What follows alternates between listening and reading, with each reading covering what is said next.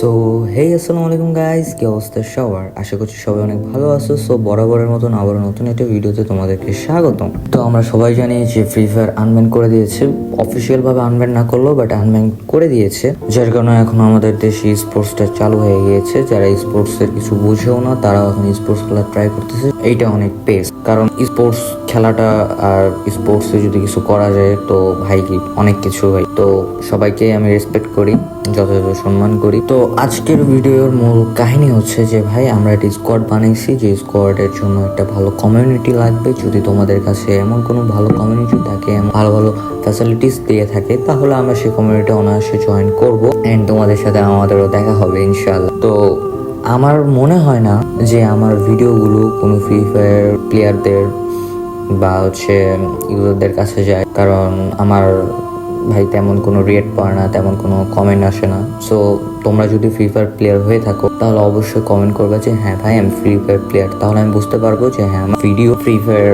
প্লেয়ারদের কাছেও যায়। ধন্যবাদ।